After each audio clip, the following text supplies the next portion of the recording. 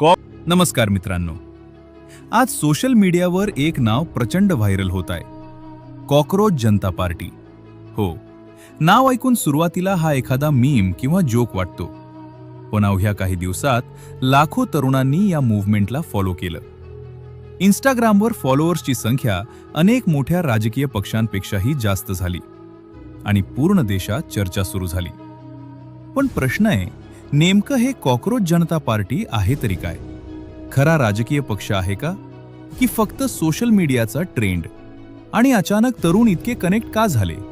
चला तर मग सविस्तर समजून घेऊया. ही संपूर्ण गोष्ट सुरू झाली एका वादग्रस्त वक्तव्यापासून. बेरोजगार तरुण आणि सोशल मीडिया ॲक्टिव्हिस्ट यांच्याबद्दल कॉकरोच आणि पॅरासाइट असे शब्द वापरल्याचा आरोप सोशल मीडियावर व्हायरल झाला. त्यानंतर हजारो तरुणांनी संताप व्यक्त केला. The perfect stories +2. पण इंटरनेटचं जग वेगळंच असतं. इथे लोक रागालाही मीममध्ये बदलतात. मग काही क्रिएटर्स आणि मीम पेजेसने कॉकरोच जनता पार्टी नावानं सॅटायर मूव्हमेंट सुरू केलं. ज्यांना झुरळ म्हटलं त्यांनीच त्या शब्दाला सिम्बल बनवलं. हळूहळू Instagram reels, YouTube shorts, x आणि व्हॉट्सॲपवर हा ट्रेंड आगासारखा पसरला. लोक स्वतःला एलिजिबल कॅन्डिडेट म्हणू लागले. कोणी म्हणाले, आम्ही लेझी आहोत पण सर्व्हाइव्ह करतो. तर काहींनी voice of the lazy and unemployed असे स्लोगन्स वापरले. इंडिया टाइम्स +2 या मूव्हमेंट मागे अभिजित दिपके यांचं नाव समोर आलं. रिपोर्ट्सनुसार त्यांनी हे सॅटायरिकल ऑनलाईन मूव्हमेंट सुरू केलं.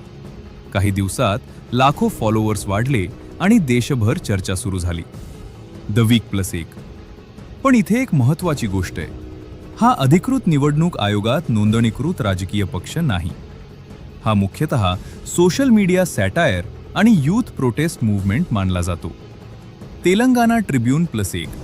मात्र लोक इतके जोडले का गेले? कारण आज भारतातील अनेक तरुण बेरोजगारी, एक्झाम लीक्स, इन्फ्लेशन आणि फ्युचर टेन्शनमुळे फ्रस्ट्रेटेड आहेत. डिग्री आहे, स्किल्स आहेत, पण जॉब नाही.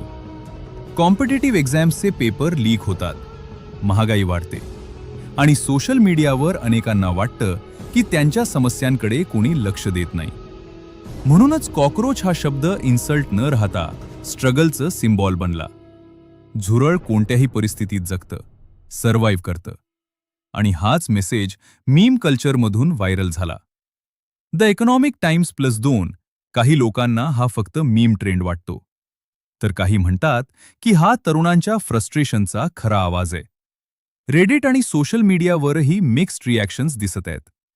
काही युजर्स म्हणतात हा डिजिटल प्रोटेस्ट आहे, तर काही जण वॉर्निंग देत आहेत की व्हायरल फॉलोअर्स म्हणजे रिअल लीडरशिप नसते.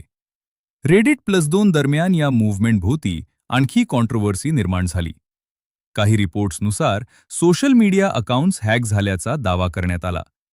वेबसाईट डाऊन झाल्याचंही सांगण्यात आलं. तर सायबर पोलिसने फेक मेंबरशिप लिंक्सबाबत वॉर्निंग सुद्धा जारी केली.